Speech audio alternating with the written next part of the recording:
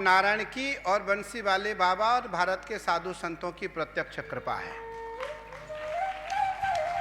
पैसा है इसलिए नहीं, मन है इसलिए नहीं, श्रद्धा है इसलिए नहीं, भाव है इसलिए नहीं, कुछ चाहिए इसलिए नहीं। भगवान रात्रि में प्रेरणा देते हैं। बंसी वाले की आवाज, बंसी की आवाज रात में कान में जाती है। प्रथम भगति संतन कर संगा। दूसरी भक्ति क्या है? रति मम कथा प्रसंगा, मेरे कथा के प्रति रति। और तीसरी भक्ति निष्कपट भाव से मेरे जप। पंचम भगति मम दृढ़ विश्वासा, पांचवी जो भक्ति है वो मेरे प्रति दृढ़ विश्वास। अश्रद्धा नहीं श्रद्धा। छठदम सील निरति बहुकर्मा, और छठवां जो है वो सील दया। सप्तम जथा योग विश्वासा, सातवीं भगवान के प्रति विश्वास। आठवां प्रति दृढ़ विश्वास, वो भगवान के अश्रद्धा नहीं श्रद्धा के प्रति लाभ। लाभ भगवान स्वतः दे देते हैं। अब 9 प्रकार की जो भक्ति परमात्मा ने बताई, उसमें से अगर एक भी किसी के पास है, नवमहु एक जिनके होई, नारी पुरुष चराचर कोई।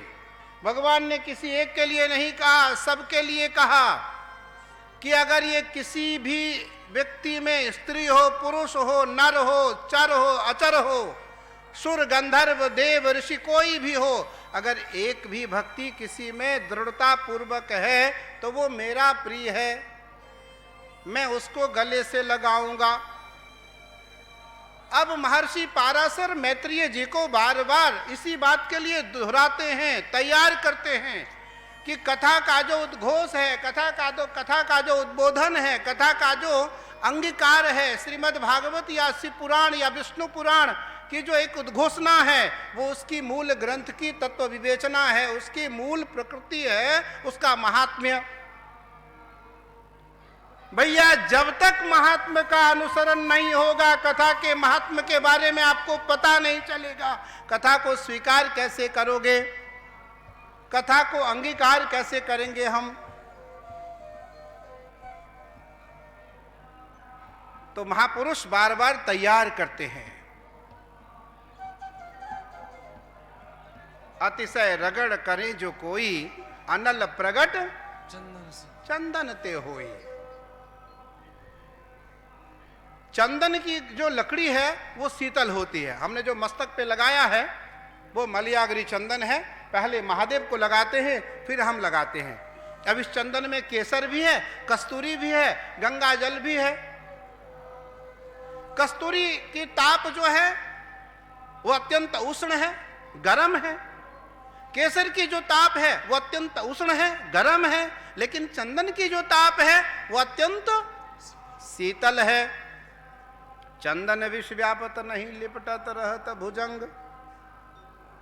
अब भैया चंदन शीतल है, लेकिन महादेव ने कहा, भगवान ने कहा, भक्तों ने कहा, शास्त्र ने कहा, रामचरितमानस में गोस्वामी तुलसीदास जी ने कहा कि चंदन को जो बार बार मथेगा, घिसेगा, उस चंदन से भी अग्नि उत्पन्न हो जाएंगे।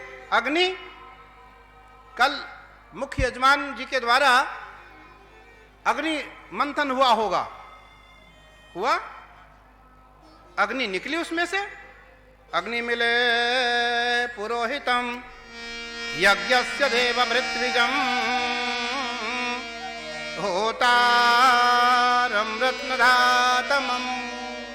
ये अग्नि का मूल मंत्र है, सामवेद का यह मंत्र है। और उसमें पीपल की लकड़ी, समी की लकड़ी और खैर की लकड़ी, 3 लकड़ी होती। तीनों के मिश्रण से अग्नि उत्पन्न होते हैं। ये प्राचीन प्रथा हमारे देश की है, प्राचीन परंपरा हमारे देश की है कि वेद मंत्रों के द्वारा ब्राह्मण और मुख्य यजमान मिल करके अग्नि मंथन करते और उसमें से जो अग्नि निकलता उस अग्नि के द्वारा हवन प्रारंभ होता और उसी समय हवन प्रारंभ किए जाते हैं, फिर वो अग्नि बुझती नहीं है।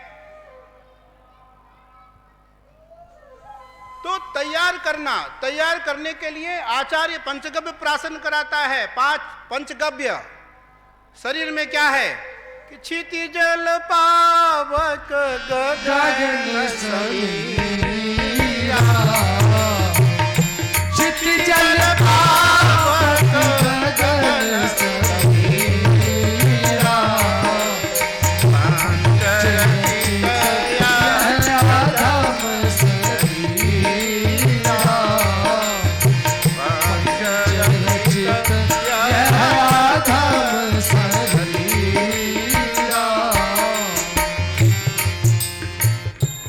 जल पावक।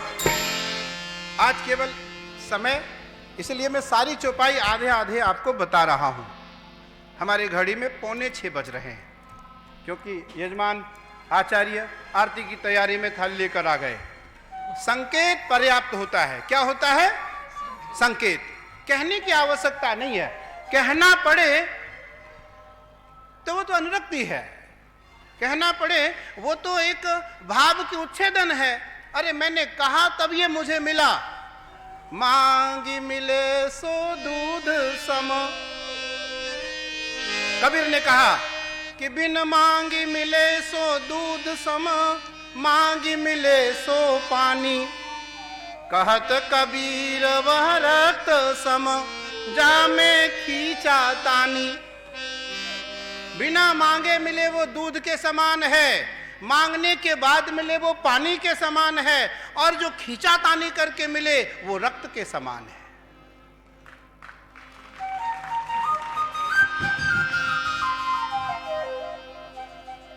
वो रक्त के समान है, उसमें भाव नहीं है, उस वस्तु की आवश्यकता नहीं है, उस वस्तु की चाह नहीं है, उस वस्तु से आपका मन शांत नहीं हो सकता है, उस वस्तु से आपकी क्षुधा तृप्त नहीं हो सकती है, उस वस्तु से आप स्वयं को आत्मलाभ नहीं दे सकते हैं, उस वस्तु से आपको परमात्मा की प्राप्ति नहीं हो सकती है, उस वस्तु से आपको तत्व की प्राप्ति नहीं हो सकती है, उस वस्तु से आप तत्वज्ञ नहीं हो सकते हैं, और उस वस्तु से आप भक्त नहीं हो सकते।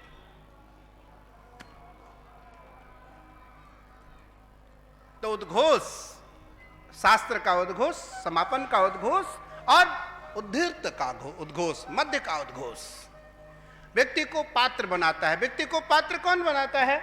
यजमान को योग्य कौन बनाता? आचार्य। आचार्य को योग्य कौन बनाता? शास्त्र। शास्त्र को योग्य कौन बनाता? आचरण। एक एक चीज पे एक एक जुड़ा हुआ है। मैंने कहा कोई बहुत विद्वान हो, आचरणवान ना हो। अब भैया ये देखो मेरी चोटी है, हम सन्यासी हैं फिर भी चोटी है, क्योंकि हम सन्यासी नहीं हैं, हम ब्रह्मचारी हैं, इसलिए चोटी है और जनेऊ है। गायत्री जप करते हैं, हवन करते हैं, नारायणाय स्वाहा, लक्ष्मी नारायणाभ्याम नमः स्वाहा, ओम नमो भगवते वासुदेवाय स्वाहा, श्री गणेशाय नमः स्वाहा, श्री दक्षिण कालिकाय स्वाहा, श्रीमन्नारायणाय नमः स्वाहा, भगवते श्री शांब सदा शिवाय स्वाहा। हमें अभी स्वाहा करने का अधिकार है, लेकिन जब हम संन्यास ले लेंगे, हमारी चोटी नहीं रहेगी, हमारी जनेऊ नहीं रहेगी, तब हमें स्वाहा करने का अधिकार नहीं रहेगा। हम फिर अग्नि नहीं छू सकते हैं।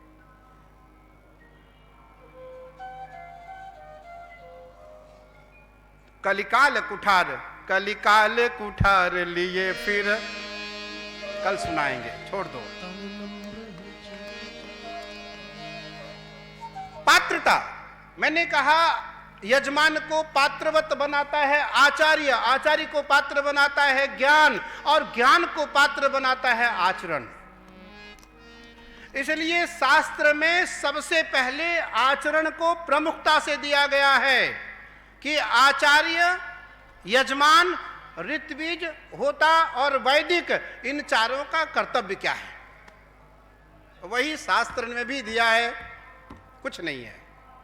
मैंने कहा वही बात, पूरी पेज को मैंने पलटा, पूरे पेज को मैंने लिखा, क्योंकि विष्णु पुराण मेरे लिए अनभिज्ञ था, विष्णु पुराण की कथा प्रचलित नहीं है। तो मैंने विष्णु पुराण को पूरे अभी पढ़ा, अन्य अन्य ग्रंथों से मैंने इस पे टिक किया, इस पे लिखा कि इसका स्वभाव क्या है। तो स्वभाव है पात्रता,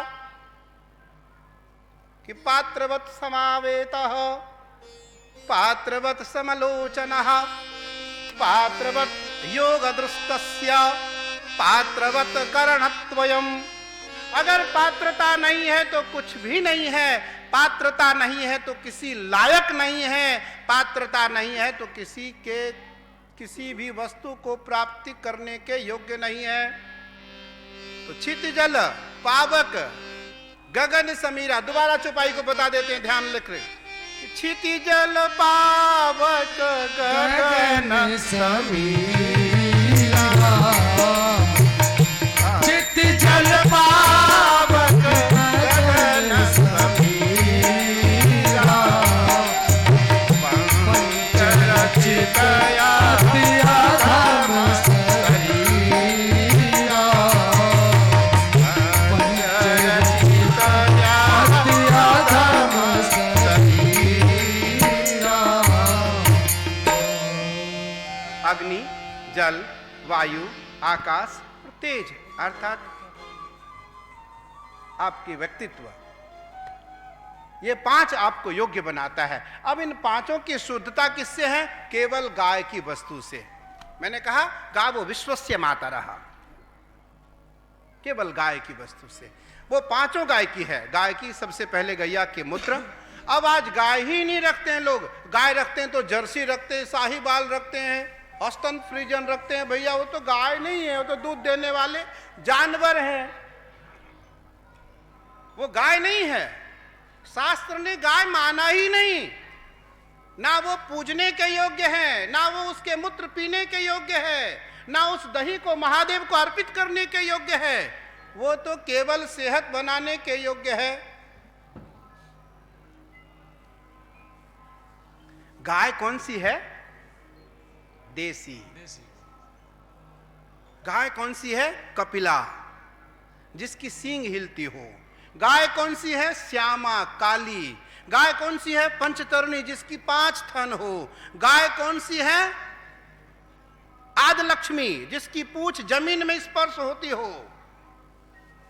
गाय कामधेनु, जो कभी दूध देना बंद न करती हो, वो गाय है। बाकी सब दूध देने वाले बड़े जानवर हैं।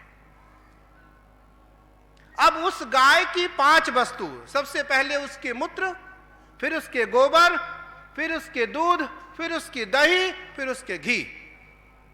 5 चीज हुए। गैया के गौमूत्र, गैया की गोबर, गैया के दूध, गैया की दही और गैया की घी। ये 5 चीज से यजमान के 5 तत्व शुद्ध होते हैं और आचार्य के भी 5 तत्व शुद्ध होते हैं। बस इस शास्त्र का मूल तत्व भी, इसका उद्घोष भी यही है। तो मैत्रेय को सबसे पहले पाराशर जी ने योग्य बनाया शास्त्र को सुनने के लायक।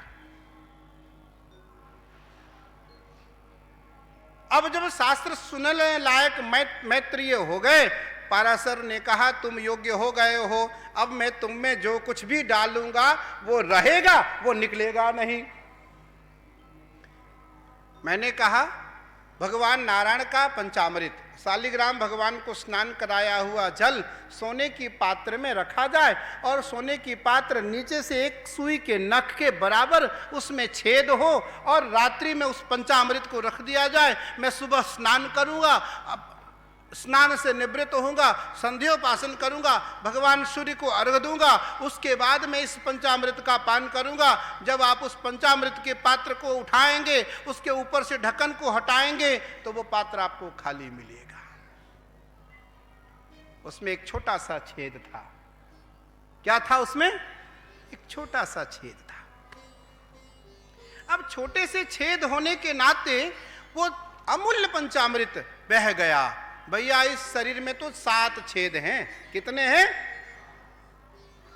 काम, क्रोध, लोभ, मोह, ईर्षा, द्वेष और दंभ, ये 7 छेद हैं। इन 7 छेदों को कैसे बंद करेंगे? तो केवल राम नाम रूपी साबुन से, राम नाम रूपी कीर्तन से, और कोई उपाय नहीं है। तो इसलिए पात्रता, पात्र व्यक्ति में पात्रता हो तो वो ग्रहण करने के योग्य है। और आप सभी पात्रवत हैं, क्योंकि पूज्य बंसी वाले बाबा का और भारत के सभी संतों का आशीष आपको प्राप्त है। इसलिए आप में पात्रता है, तभी आप कल बरसात में, हम तो गाड़ी से नहीं निकले, हमारे प्रधान यजमान शीश पे भगवान विष्णु के वांगमय स्वरूप विष्णु पुराण को लेकर के आ रहे थे। मैं देखा पूरा परिवार, यजमान का पूरा परिवार बंसी वाले बाबा का भिगता हुआ आ रहा है, लेकिन किसी के चेहरे पे कोई मलिनता, सब अति प्रसन्न हैं। इसलिए प्रसन्नता है कि बाबा की कृपा तो है ही, ऊपर से नारायण भी साक्षात कृपा कर रहे हैं, साक्षात कृपा कर रहे हैं। तो हमें इस बात का आनंद यह है, हम लोगों को गुजरात जाना था। गुजरात एक बहुत बड़ा आयोजन चल रहा है, पूज्य मुरारी बापू जी की कथा हो रही है। उस कथा में हमें 5-7 दिन रहना था। पूज्य राजेंद्र दास जी महाराज कथा करवा रहे हैं। बहुत विराट विशाल राम मंदिर का निर्माण हुआ है। वहाँ मेरा बहुत बड़ा आश्रम है, उसके बिल्कुल बगल में मुझे रहना बहुत अनिवार्य था। पर बंसी वाले बाबा की बहुत बड़ी इच्छा थी और इनके सभी सेवकों की बहुत बड़ी इच्छा थी कि कथा पूज्य कैलासानंद ब्रह्मचारी करें। तो मैंने वहाँ का कार्यक्रम छोड़ दिया और बाबा जी के साथ यहाँ रहने का निर्णय लिया। मेरा केवल आग्रह यह है कि आपको समय से आना है और समय से आकर के शांति पूर्वक आप लिख सकें तो लिखें, और नहीं तो इस विराट खोपड़ी में ये ऐसा है, इससे कुछ ना कभी डिलीट होता, ना इसमें कोई वायरस आता, ना ये कभी फुल होता। ये अनलिमिटेड मेमोरी कार्ड पड़ा है इसमें, इसकी कोई जीबी नहीं है, ये जीबी नहीं है, ये लासी है। ये कोई हार्ड डिस्क भी नहीं है, ये कोई जीबी नहीं है, कोई पेन ड्राइव भी नहीं है, ये लासी है। ये ऐसा लासी परमात्मा ने इसमें रखा है कि जिसकी जीबी नहीं है, जिसको जो कभी पूरा हो ही नहीं सकता। सारे दुनिया के शास्त्र आप एक सिर में रख सकते हो। तो इसलिए आप 9 दिन तक इस कथा का दिव्य आनंद लें और पूरे जीवन भर इसका मनोमय मंथन करें। आइए कल हम पुनः 2:30 बजे आपसे इसी मंच पर यहाँ मिलते हैं। तब तक के लिए जय नारायण, जय श्रीमन नारायण। 2 बार नाम संकीर्तन। Shriman Narayan Narayan Narayan, Shriman Narayan Narayan Narayan,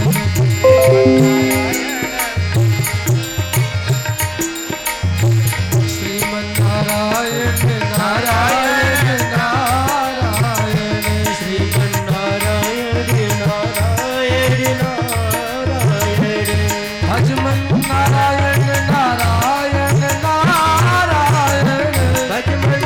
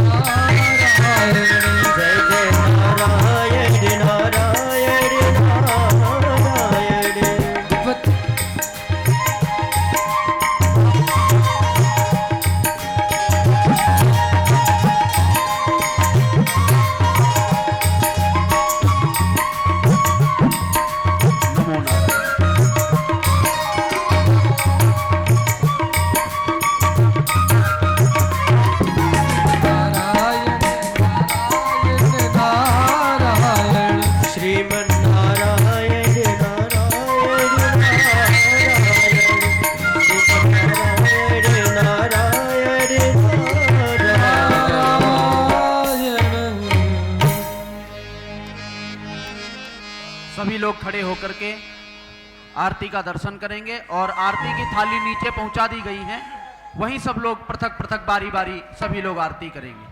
hello hello hello. आज की परम मंगलमयी कथा को हमने श्रवण किया, यह हमारा परम सौभाग्य है।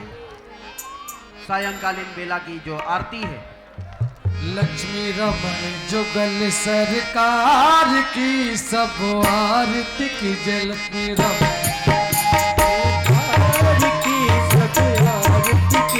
लक्ष्मी रमन जुगल सरकार की सब आरती की जय। लक्ष्मी रमन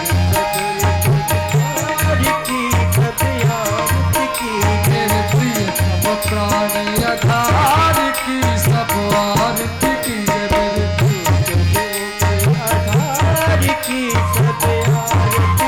लक्ष्मी रमन जुगल सरकार की सब आरती की जय।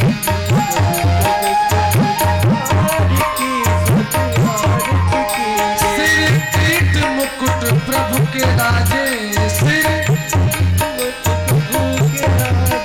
चंद्रिका लक्ष्मी सिर राजे, चंद्रिका लक्ष्मी सिर राजे। प्रिय प्रिय राजकुमार की सब आरती की जय। लक्ष्मी रमन जुगल जुगल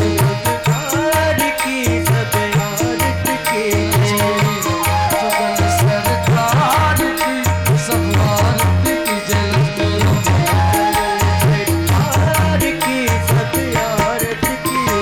छवि देख मुनि जन मोहे, छवि देख वेदों को मन मन मोहे,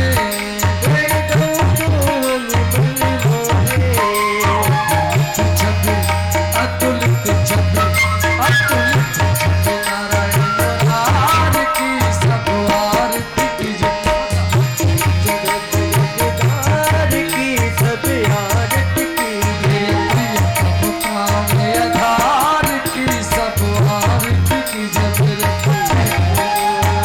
आधार की सब आरती की जय। तुम भक्तन की सुध लेते, प्रभु नंगे पैरों चल देते,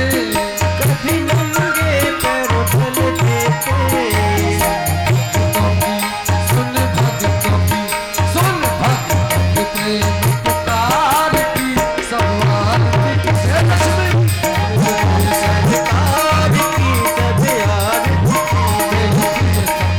सरकार की सब आधार की सब आरती की जय।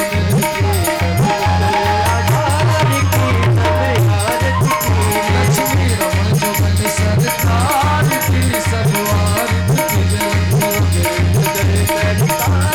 की सब आरती की जय। कर्पूर गौरव करुणावतारम संसार सारम भुजगेन्द्रहारम सदा वसंत हृदयार वृंदे हम भवानी शरणं त्वमेव माता पिता त्वमेव बन्धु सखा त्वमेव विद्या शरणं वसुदेव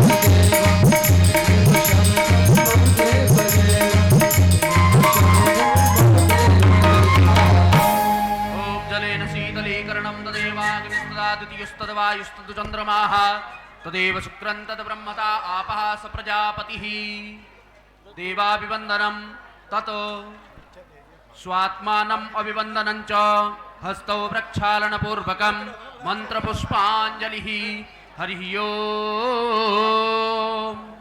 यज्ञेन यज्ञमयजन्त देवा